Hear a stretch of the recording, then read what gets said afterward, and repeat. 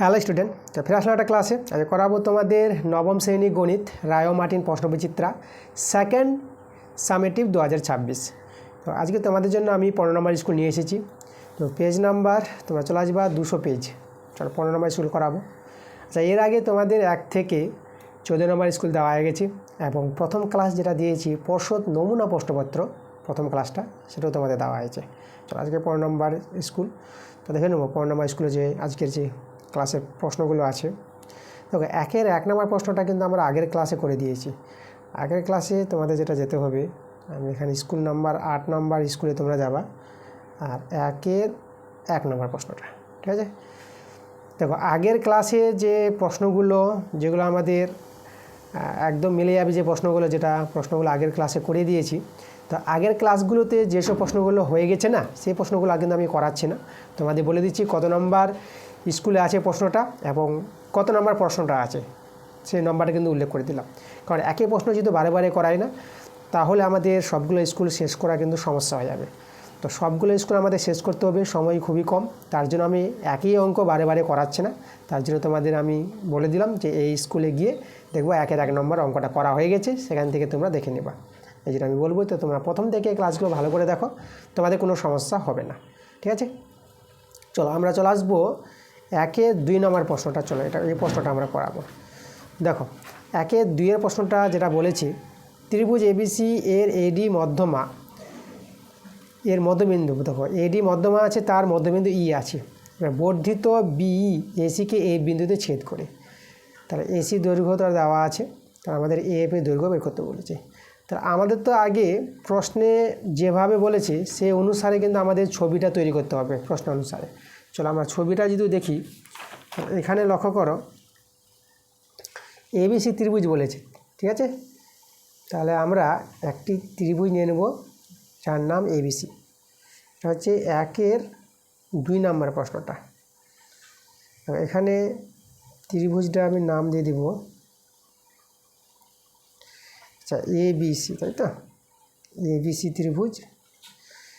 আর এডি মধ্যমা, দেখো মধ্যমা বলতে আমি এই যে বিসি ভর মধ্যবিন্দু ডি হবে, আর এভাবে আমি এখানে ডি বিন্দুটা, ডিটা হচ্ছে বিসি ভর মধ্যবিন্দু, তাহলে এই ডিটাকে মধ্যমা বলতে পারবো। আর এই মধ্যমার উপর দেখো মধ্যমার আবার মধ্যবিন্দু বলেছে, এডি মধ্যমার মধ্যবিন্দু বলে দিয়েছে, ঠিক আছে? ই বিন্দু বলেছে, তাহলে এখানে ই বিন্দু হবে। আবার এই বর্ধিত বি এসিকে, মানে এখানে ই বিন্দু, এটা তো আমি একবারে করে দিচ্ছি। দেখো এই যে এভাবে, এই যে আমাদের এটা ই বিন্দু, এটা ই বিন্দু, যে বি যুক্ত করে বর্ধিত বিকে আবার বাড়ানো হবে, যা এসিকে এফ বিন্দুতে ছেদ করবে, এভাবে কিন্তু প্রশ্নটা বলেছে। এই যেটা এফ বিন্দু হবে, ঠিক আছে? তা আমাদের এখানে এসি দৈর্ঘ্য দেওয়া আছে, তার এফ, এই যে এফ দেখতে পাচ্ছ, এই এফ এর দৈর্ঘ্য বের করতে বলেছে। তা আমাদের এখানে এফ এর যে দৈর্ঘ্যটা হবে, এটা আমাদের একটা বই থেকে প্রয়োগ আছে, তো তোমাদের আমি দেখাবো। তো তোমাদের আমি বলে দিই এখানে যে এফটা হবে না, এসি বাহুর 3 ভাগের 1 ভাগ হবে, মানে 1/3 এসি হবে। এই জিনিসটা তোমাদের জানতে হবে, বইতেই করা আছে, আমি বইতে তোমাদের দেখিয়ে দিচ্ছি। তোমাদের যে পেজ নাম্বার যেতে হবে, পেজ নাম্বার 128 পেজ আমি দেখাচ্ছি তোমাদের। 128 পেজে তোমরা যদি চলে আসো না, তোমরা লক্ষ্য করবা যে প্রয়োগ 8 নম্বর যে প্রয়োগটা আছে, দেখো এই প্রয়োগটাই কিন্তু একদম তোমাদের এখানে তুলে দিয়েছে, যেটা তোমাদের জানতে হবে যে এফ সমান 1/3 এসি হবে, মানে এসি এর 3 ভাগের 1 ভাগটা হবে এফটা। দেখো এই যে আমাদের এখানে প্রমাণটা করানো আছে। তো যাই হোক, এখান থেকে প্রমাণটা তোমরা দেখে নিতে পারবা। প্রমাণের কোনো প্রয়োজন নাই, যেহেতু এমসিকিউ টাইপের প্রশ্ন আছে, 1 মার্কের প্রশ্ন। তোমাদের এই ছবিটা এঁকে জাস্ট তোমরা এখানে দেখিয়ে দেবা যে এফ সমান 1/3 এসি। কারণটা যদি লিখতে চাও তোমরা লিখে দেবা যে প্রয়োগ 8 থেকে, এটা তোমরা বলতে পারো, যেহেতু বইতে তোমাদের প্রয়োগ 8 নম্বর আছে, তাই এখানে লিখতে পারো যে প্রয়োগ 8 থেকে পাই। ওকে, তো চলো আমাদের এখানে 1/3, এই যে এসির মান কিন্তু আমাদের এখানে প্রশ্নে দেওয়া আছে। তো এসির মানটা লক্ষ্য করো কত দেওয়া আছে, 10.5। তো আমরা এখানে এসির জায়গায় বসাবো 10.5। 3 দিয়ে কাটাকাটি করো, 3 3 9, 3 5 15। দেখো 3 3 9, 1 চলে আসবে 15, 3 5 15। একটার পর দশমিক আছে না, একটার পর দশমিক বসিয়ে দাও, তাহলে আমাদের দেখো আমাদের মানটা 3.5 পেয়ে গেল। তো এটাই হচ্ছে এফ এর মান। অপশান লক্ষ্য করো 3.5, যেটা আমাদের ডি নাম্বার অপশানটা মিলছে, তাই যে আমাদের ডি নাম্বার অপশানটা, অ্যান্সারটা যেহেতু ডি, ঠিক আছে, তো আমরা ডি দিয়ে দেবো। আচ্ছা সেমি আসে তো একটু আবার সেমিটা এখানে বসিয়ে দিই, 3.5 সেমি, ঠিক আছে, তাহলে আমাদের অ্যান্সার। পরে দেখো 3 নম্বর যে প্রশ্নটা, এর বলছে সত্য মিথ্যা দেখাতে বলেছে। বৃত্তের পরিধি ও ব্যাসের যে অনুপাত সেটা আমাদের পাই বলেছে, সত্য হবে না মিথ্যা। আচ্ছা, কোনো একটি বৃত্ত যদি আমি তোমাদের দেখাই, বৃত্তের পরিধি আর ব্যাস আমরা কী জানি? এখানে আমরা বৃত্তের কেন্দ্রবিন্দু ও নিলাম, আর এই যে ও এটা হচ্ছে ব্যাসার্ধ, এটা আমরা আর ধরে নিলাম। তাহলে ব্যাসার্ধ যদি আর হয় তাহলে ব্যাস কত হবে? ব্যাসটা হয়ে যাবে আমাদের 2r, এটা হবে আমাদের ব্যাস। আর পরিধি, এই যে ঘেরাটাকে পরিধি বলা হয়। আচ্ছা, ব্যাস বলতে তোমাদের দেখো এটা ব্যাসার্ধ, ব্যাসার্ধের দ্বিগুণ, মানে এদিকে যদি আমি যোগ করে দিই, তাহলে এটা যদি আমি বি নাম যদি, এ বিটা কিন্তু আমাদের ব্যাস, এটা হচ্ছে আমাদের এ বি, সরি হ্যাঁ এ বিটা হচ্ছে ব্যাস, যেটা 2r। ও এ ব্যাসার্ধ আর হলে ব্যাসটা হয়ে যাবে এ বি, 2r হয়ে যাবে। আর পরিধির ঘেরাটা, এই যে বৃত্তের পরিধির যেটা সূত্র 2πr। তাহলে আমাদের বলেছে বৃত্তের পরিধি ও ব্যাসের দৈর্ঘ্যের অনুপাত, মানে বৃত্তের পরিধি হচ্ছে আমাদের 2π, বৃত্তের পরিধি হচ্ছে 2πr, আর ব্যাসের দৈর্ঘ্য, তো ব্যাসের দৈর্ঘ্যটা অনুপাত বলতে ইটু দিয়ে দিলাম। ব্যাসের দৈর্ঘ্য হচ্ছে কত? এই যে 2r, তাহলে যে 2r। ঠিক আছে, দেখো এই অনুপাতটা আমরা কিন্তু পাই পাবো। কীভাবে লক্ষ্য করো, আমি অনুপাতকে আমি বাই করে নিলাম 2πr/2r, এভাবে অনুপাতকে বাই করে নিতে পারবা। এখানে 2 কেটে দাও, আর কেটে দাও, তাহলে যে লক্ষ্য করে এখানে দেখো আমাদের এই যে পাই, সরল করে কত পেয়ে গেলাম? পাই পেয়ে গেলাম না?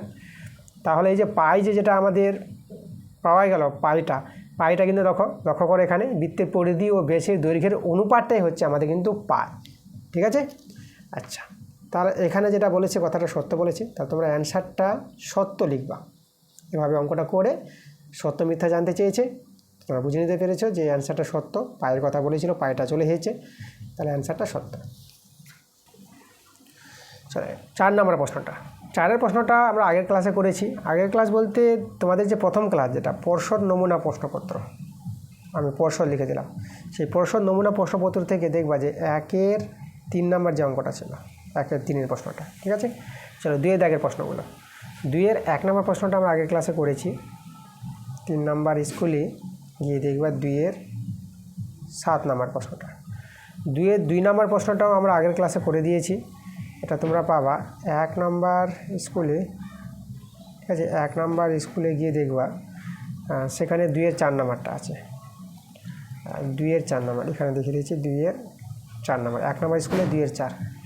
আর 2-এর 3 নম্বর প্রশ্নটাও করা হয়ে গেছে, ওই জন্য তোমাদের যেতে হবে, এটা তোমরা 1 নম্বর স্কুলে যাবা আর 2-এর 1-এর প্রশ্নটা দেখবা। চলো আমরা 2-এর 4 নম্বর প্রশ্নটা করাবো। দেখো কী বলছে এখানে প্রশ্নটা, একটি বর্গক্ষেত্রের কর্ণদের ছেদবিন্দু থেকে তার যে কোনো বাহুর উপর অঙ্কিত লম্বের দৈর্ঘ্য 2√2 সেমি হলে বর্গক্ষেত্রটির প্রতিটি কর্ণের দৈর্ঘ্য বের করতে বলেছে। ভালো প্রশ্ন। দেখো আমরা এই প্রশ্নের সমাধানটা তোমাদের করে দেখাবো। আমাদের এখানে যেটা করতে হবে, দেখো একটা আমি বর্গক্ষেত্রের ছবি তোমাদের রেখে দেখাই, তখন তোমরা ভালো করে বুঝতে পারবা। এটা হচ্ছে 2-এর 4 নম্বর প্রশ্ন। এই যে আমাদের একটি বর্গক্ষেত্র, বর্গক্ষেত্রের ধর্ম কী হয়? বর্গক্ষেত্রের প্রতিটি বাহু দৈর্ঘ্য সমান হয়। ঠিক আছে, আচ্ছা কর্ণ দুটি আছে না, এইভাবে আমি দুটি কর্ণ টেনে নিলাম। এই যে দুটি কর্ণ যারা ছেদ করেছে ধরো ও বিন্দুতে, তাহলে এখানে যেটা প্রশ্নে বলেছে যে বর্গক্ষেত্রের কর্ণদ্বয়ের ছেদবিন্দু থেকে যে কোনো একটি বাহুর উপর লম্ব, ধরো আমি এই বাহুর উপর লম্ব টেনে নিলাম, এটা আমি এখানে পি নাম দিলাম।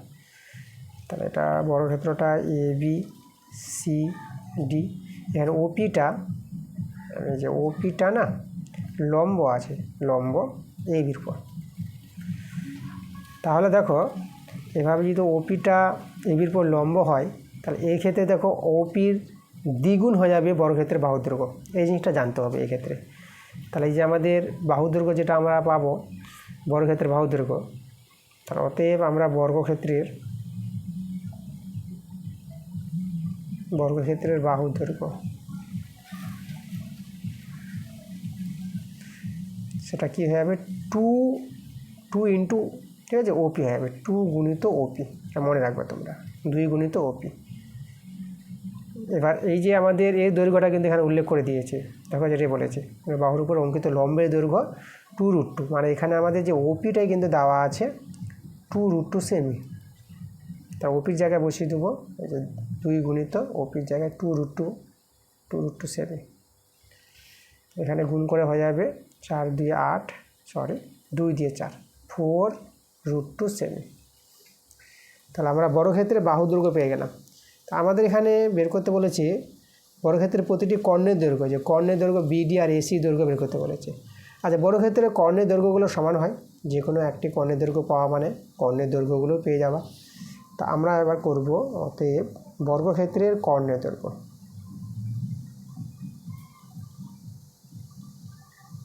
বর্গক্ষেত্রের কর্ণের দৈর্ঘ্য সূত্রটা মনে রাখবা। বর্গক্ষেত্রের কর্ণের দৈর্ঘ্য সূত্রটা হচ্ছে যে √2 গুণিত বাহুর দৈর্ঘ্য। যে বাহু তো দেখো আমরা পেয়ে গেছি, বর্গক্ষেত্রের বাহুর দৈর্ঘ্য হচ্ছে 4 × √2।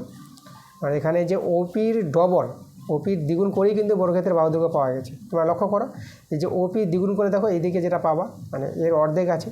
এই যে ছেদবিন্দুটা একদম এমনভাবে জায়গায় হবে, এদিকে ওপি যতটা হবে এদিকে যে লম্ব টানো, ঠিক আছে, তো ততটাই হবে আমাদের ওপির দৈর্ঘ্য অনুসারে। টোটাল দৈর্ঘ্যটা যেটা আমাদের বর্গক্ষেত্রের বাহুর দৈর্ঘ্য, আর ওপি দ্বিগুণ করলেই বর্গক্ষেত্রের বাহুর দৈর্ঘ্য পাওয়া যাবে, যেটা আমরা এখানে করে দেখিয়েছি। বর্গক্ষেত্রের বাহুর দৈর্ঘ্য বের করে নিয়েছি, আর বর্গক্ষেত্রের বাহুর দৈর্ঘ্য পেয়ে গেলে বর্গক্ষেত্রের কর্ণের দৈর্ঘ্য পেয়ে যাব, সূত্র জানা আছে। দেখো বর্গক্ষেত্রের কর্ণের দৈর্ঘ্য সূত্রটা √2 × বাহুর দৈর্ঘ্য। এই যে √2 এটা বাহুর দৈর্ঘ্য, এত সেমি, সেটা সরল করা। আচ্ছা, এখানে এই যে 4 গুণিত এই যে √2 গুণ করে কিন্তু 2 হয়ে যায়, ওটা মনে রাখবা। √2 আর √2 বার দেখো সংখ্যার আগে আছে না, তা √2 গুণ করে 2, যে √3 থাকতো এখানে √3, তা 3 হতো, আর √2 উঠে যাবে সেমি, আর 4 দিয়ে 8 সেমি। তাহলে বর্গক্ষেত্রের প্রতিটি কর্ণের দৈর্ঘ্য আমরা পেয়ে যাবো 8 সেমি। এটা কিন্তু আমাদের অ্যান্সার। এরপরে 2-5 নম্বর প্রশ্নটা দেখো। 2-5 বলছে একটি পরিসংখ্যান বিভাজন তালিকার একটি শ্রেণীর মধ্যবিন্দু দেওয়া আছে 10 এবং প্রতিটি শ্রেণীর শ্রেণীদৈর্ঘ্য দেওয়া আছে। তো শ্রেণীটির নিম্ন সীমা কত হবে? তো কোনো একটা শ্রেণীর নিম্ন সীমা বের করতে বলেছে, তাহলে আমরা কাজ করি, আমরা শ্রেণীটির নিম্ন সীমা এবং উচ্চ সীমা দুটোই ধরে নিচ্ছি। আমরা লিখব ধরি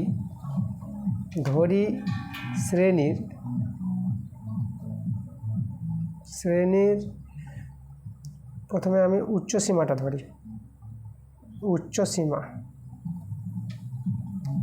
সীমাটাকে আমি ধরলাম, এবং শ্রেণীর নিম্ন সীমা যেটা বের করতে বলেছে, নিম্ন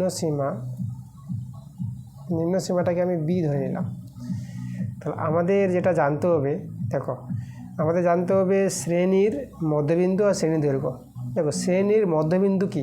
শ্রেণীর মধ্যবিন্দু বলতে দেখো উচ্চ নিম্ন যোগ করে 2 দিয়ে ভাগ করলে শ্রেণীর মধ্যবিন্দু পাওয়া যায়। মানে লক্ষ্য করো, এই যে আমাদের উচ্চ হচ্ছে এ যোগ আর নিম্নটা হচ্ছে বি, উচ্চ নিম্ন যোগ করে 2 দিয়ে ভাগ করবা, তো এটাকে বলা হয় শ্রেণীর মধ্যবিন্দু বা মধ্যমান। মনে রাখবা তোমরা, শ্রেণীর মধ্যমান বের করার নিয়ম, শ্রেণীর উচ্চ মানটা আর নিম্ন মানটা যোগ করবা, 2 দিয়ে ভাগ করে দেবা, তো এটা হয়ে গেলো শ্রেণীর মধ্যমান। আর সেই মধ্যমান বা মধ্যবিন্দু দেওয়া আছে কত? 10 দেওয়া আছে। তাহলে এখান থেকে আমরা পেয়ে যাব a + b, এই যে 10 দিয়ে গুণ হবে, এটা হয়ে যাবে 20। আচ্ছা, তারপরে দেখো শ্রেণী দৈর্ঘ্য দেওয়া আছে, দেখো এবং আমি এখানে লিখবো এবং দিয়ে শ্রেণী দৈর্ঘ্য কী জিনিসটা? শ্রেণী দৈর্ঘ্য পাওয়া যায় শ্রেণীর উচ্চ মান থেকে নিম্ন মানটা বিয়োগ করলে, ঠিক আছে, উচ্চ সীমা নিম্ন সীমার বিয়োগফলটাই হচ্ছে শ্রেণী দৈর্ঘ্য, মনে রাখবা তোমরা। তাহলে আমরা এখানে এই যে এ থেকে যদি বি বিয়োগ করি, তাহলে আমরা পেয়ে যাব শ্রেণী দৈর্ঘ্য, যেটা 6 দেওয়া আছে, এই যে 6 সঙ্গে সমান।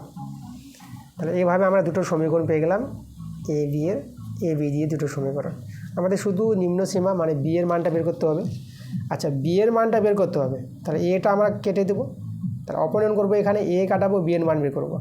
তাহলে এখানে দেখো একে কাটাতে হলে দেখো একই চিহ্ন আছে না, তাহলে চিহ্ন চেঞ্জ করবা, প্লাস আছে তো মাইনাস করো, মাইনাস আছে তো প্লাস করে দাও, এখানে প্লাস আছে তো মাইনাস করে দাও। তারপর দেখো এখানে এ কেটে যাবে, আর বিটা প্লাস হয়ে গেছে, এখানে প্লাস, তাহলে এটা 2b পেয়ে যাবে। আর 20 থেকে 6 এটা বিয়োগ হবে, 20 থেকে 6 বিয়োগ করে পেয়ে যাবে 14, আর 2 7 14, তাহলে বি এর মানটা 7 পেয়ে গেলাম। বি আমরা দেখো নিম্ন সীমা ধরেছিলাম, তাহলে অতএব শ্রেণীর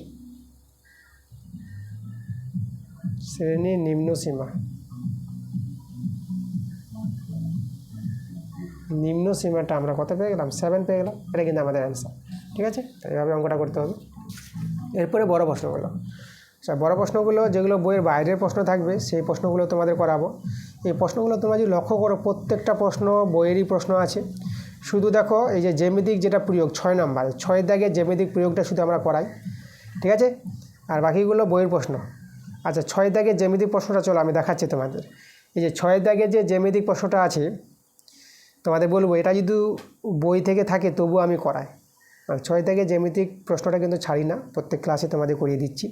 তো চলো দেখো, তো এখানে কি বলছে 6 দাগের জ্যামিতিক প্রয়োগটা। প্রমাণ করো যে চতুর্ভুজের বাহুগুলির মধ্যবিন্দুগুলি পরপর যুক্ত করলে একটি সামান্তরিক গঠিত হবে। আচ্ছা এই যে জ্যামিতিক প্রয়োগটা আছে, আচ্ছা এই জ্যামিতিক প্রয়োগটা কিন্তু তোমাদের আমি করিয়ে দিয়েছি। এটাও বইয়েরই অঙ্ক, তবু কিন্তু আমি করিয়েছি, আগের ক্লাসে করিয়েছি। আগের ক্লাসে কথাই তোমাদের বলে দিই, কথাই তোমরা পাবা খুঁজে। 10 নম্বর স্কুলে যাবা, 10 নম্বর স্কুলে গিয়ে তোমরা দেখবা 6-এর 1 নম্বর, সেখানে 6-এর দুটো প্রশ্ন আছে 1, 2, সেখান থেকে তোমরা পেয়ে যাবা। দেখো তোমাদের যে অঙ্কগুলো করা হয়েছে আগের ক্লাসে, তোমরা প্লে লিস্টে গেলেই তো তোমরা পরপর ক্লাসটি পেয়ে যাবা। যারা প্রথম থেকে ক্লাসগুলো দেখছি কোনো সমস্যা নাই, ঠিক আছে? তো দেখবা প্লে লিস্টে গিয়ে পরপর তোমাদের ক্লাসগুলো দেওয়া আছে। ক্লাস 9 প্রশ্নবিচিত্রা সেকেন্ড সামেটিভ 2026 বলে প্লে লিস্ট তৈরি করেছি তোমাদের। তোমরা সেখান থেকে গিয়ে তোমরা দেখো এভাবে স্কুলে গিয়ে কিন্তু এই প্রশ্নগুলো দেখতে পাবা, যে অঙ্কগুলো কিন্তু আমরা করিয়ে দিয়েছি আগের ক্লাসে, ঠিক আছে? আর বাকি যে বড় প্রশ্নগুলো সব বই থেকে আছে। যদি এই যে বড় প্রশ্নগুলো 3-এর দাগের, 4-এর দাগের, 5-এর দাগের বা 6-এর দাগের বা 7-এর দাগের বা 8-এর দাগের এই প্রশ্নগুলো যদি বইয়ের বাইরে থাকতো না তখন কিন্তু আমি করিয়ে দিতাম, কিন্তু এখানে বই থেকে আছে বলে করাচ্ছে না। তো বইয়ের প্রশ্নগুলোর কোনো সমস্যা নাই, এর আগেও বলেছি আবারও তোমাদের বলছি। বইয়ের যে বই থেকে যেগুলো প্রশ্নগুলো আছে এই বইয়ের প্রশ্নগুলোর ক্লাস যদি তোমরা দেখতে চাও তো তোমরা আমার চ্যানেলে ভিজিট করে তোমরা প্লে লিস্টে যাবা, সেখানে দেখবা ক্লাস 9 ম্যাথ বলে প্লে লিস্ট তৈরি করা আছে। সেখান থেকে তোমরা এই যে বইয়ের অঙ্কগুলো দেখে নিতে পারবা। বইয়ের অঙ্কগুলো ক্লাস কিন্তু আমি দিয়ে দিয়েছি, ঠিক আছে? কোনো চিন্তা নাই। তো এতে ছিল আমাদের আজকের 15 নম্বর স্কুল। দেখো 15 নম্বর স্কুল সম্পূর্ণ পাঠ তোমাদের দেখো করে দিলাম। প্রত্যেকটা অঙ্ক তোমাদের বুঝিয়ে দিয়েছি, যে অঙ্কগুলো আগের ক্লাসে করা আছে সেই অঙ্কগুলো তোমাদের বলে দিলাম, কোন অঙ্কটা কোথায় পাবা তোমাদের কিন্তু এখানে বলে দিয়েছি, কোনো সমস্যা হবে না তোমাদের। তো ঠিক আছে, আর এই ক্লাসটা যদি ভালো লাগে অবশ্যই তোমাদের ভিডিওতে লাইক করতে হবে এবং ভিডিওটা বন্ধুদের কাছে শেয়ার করতে হবে। তাহলে তোমরা সবাই ভালো থেকো।